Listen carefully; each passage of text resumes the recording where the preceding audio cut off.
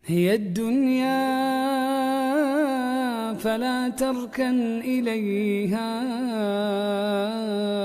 ولا تجعل لها في القلب قذرا ومد يديك للرحمن دوما فربك لن يرد يديك صفرا.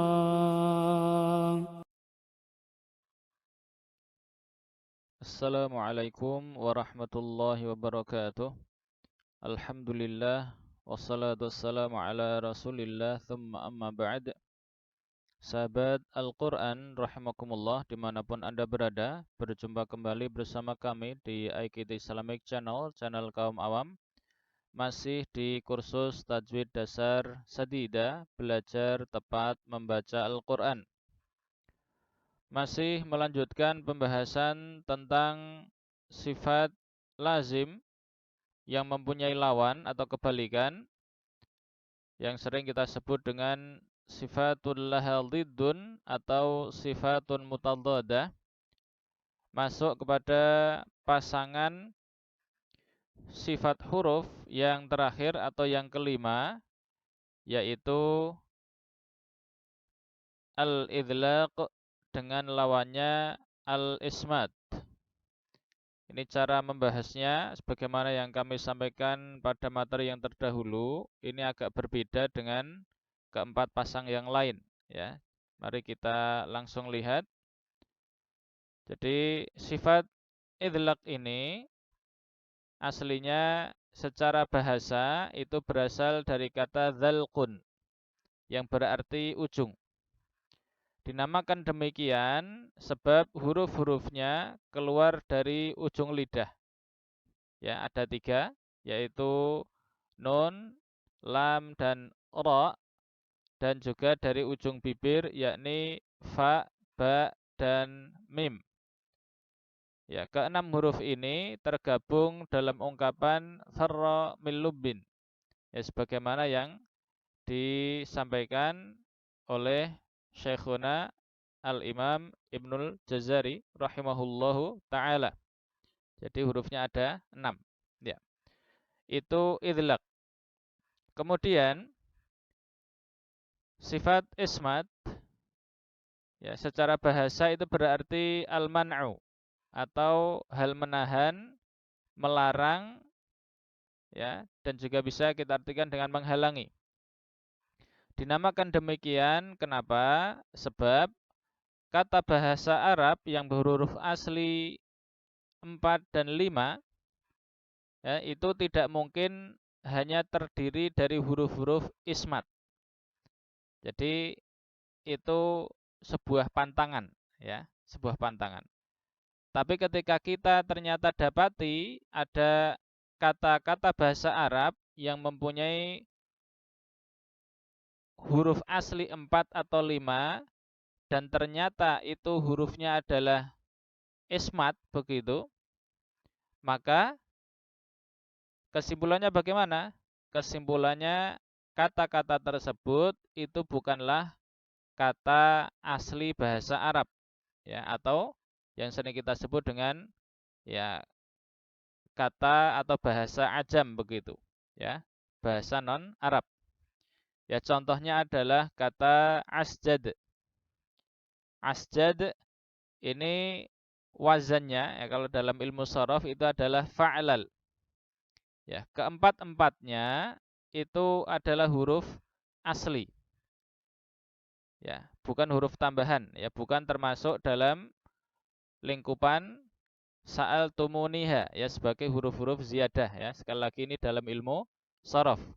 Ya, baik ain, sin, jim, dan dal itu adalah huruf asli, ya. Dan keempat-empatnya itu adalah huruf ismat. Dengan ini maka kita bisa mengatakan bahwa kata asjad ini adalah kata yang diambil, ya, aslinya itu dari bahasa non-Arab begitu. Kemudian kita langsung lihat saja matannya, masih di bait ke-23. Kalau baris pertama tadi adalah untuk idbaq dan infitah, maka baris yang kedua inilah yang untuk idlaq dan ismat. Wa farra min lubbi al-huruful mudlaqah. Dan huruf-huruf yang tergabung dalam farra min lubbi, yakni fa, ra, mim, nun, lam, dan ba, al-huruful mudlaqah adalah huruf-huruf mudlaqah atau huruf-huruf yang mempunyai sifat idlaq. Sehingga kita bisa mengatakan bahwa sifatnya itu namanya idlaq, sedangkan hurufnya disebut huruf mudlaq atau mudlaqah. Ya. Sedangkan dari segi makna, dari ungkapan farra min lubbi, itu aslinya adalah farra min dhi lubbin. Farra itu lari, min itu dari, dhi itu mempunyai, lubbin itu adalah akal. Sehingga makna awalnya itu adalah farra, ya dia telah melarikan diri, min dhi lubbin, dari orang yang mempunyai akal. Secara makna yang lebih jelas kita bisa mengatakan ai harabal jahilu minal aqili. Orang bodoh itu melarikan diri ya dari orang yang berakal atau orang yang pintar. Itu secara makna kurang lebih ya. Sedangkan guru dari Syekh Aiman, yakni Syekh Ibrahim Ali As-Sahatah As-Samanudi, itu punya ibarat tersendiri yang menurut Syekh Aiman lebih indah ya dari segi makna begitu, yakni beliau menyampaikan nal birrafam lil mudlaqah. Nal ini adalah fi'il amr, kata perintah dari kata nawala, ya, dapatkan begitu. Birra fam, ya, kebaikan dari mulut itu adalah al kalimah at-thayyibah. Jadi nal birra fam lil mudlaqah. Huruf-huruf yang tergabung dalam nal birra fam itu untuk huruf-huruf yang punya sifat idlaq. Ya, secara mana kurang lebih tadi ya.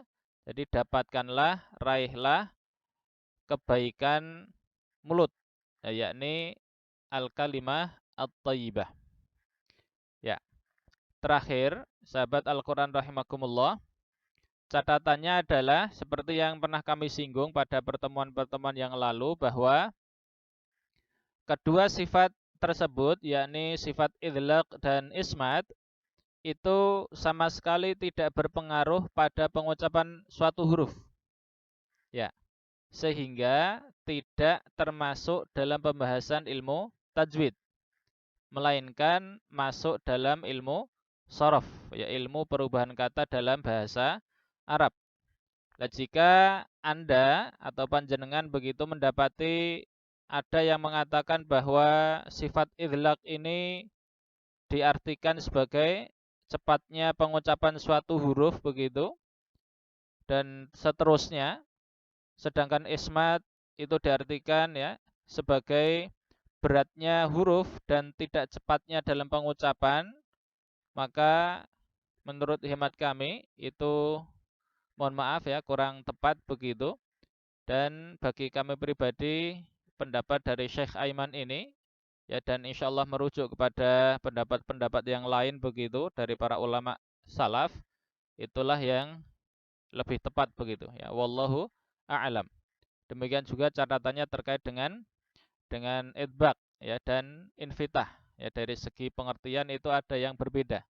Ya insya Allah itu bisa kita bahas di pertemuan-pertemuan yang akan datang begitu.